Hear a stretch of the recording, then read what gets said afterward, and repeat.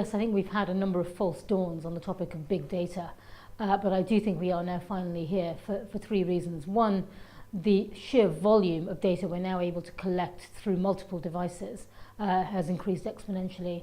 The cost of storing that data has come down dramatically, and the willingness of customers to interact with us, share that data, personalize it and make it usable has also increased. So I do think we're now at a point where that big data revolution is here. It doesn't mean we're ready for it, but we're definitely here. Well, look, there are a number of different sorts of opportunities. First of all, the ability to personalize marketing for different sorts of offers for particular segments of customers. Secondly, to provide real benefit in terms of service to customers. So, for example, in my business, being able to offer really accurate information about energy usage and energy cost and comparing that with other houses like yours and giving clues and tips about how you might reduce your energy consumption. All of that is of huge benefit to customers, and if you can provide benefit, I think that can also help you to create not just new products and services, but perhaps new business models entirely. So a couple. One is related to the rollout of smart meters. So by 2020, all homes in Britain will have a smart meter, which will enable not estimated but accurate billing and information about energy usage, and we've already started rolling that out.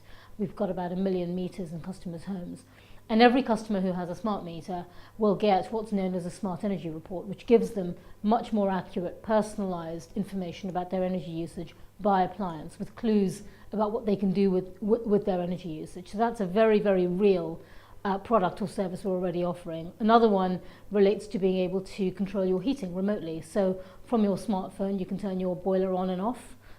You can figure out what kind of schedules you want to have and how they might enable you to save money.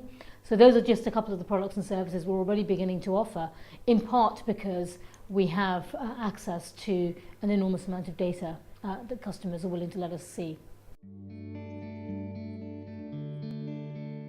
Well, the trust agenda here is incredibly important, and certainly in my business we are very attentive to this issue of privacy, and I think it comes down to three things. First, choice. Customers have to be given the choice about whether they want to share their data with you or not. Second issue is transparency, so being transparent about what data we have and how we're using it.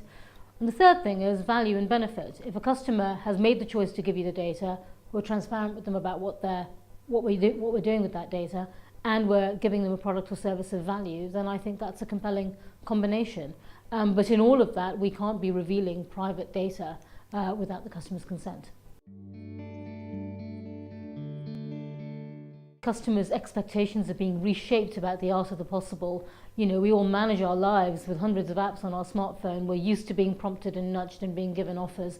We're used to retailers prompting us with offers for specific products and services. And so the bar is being raised all the time.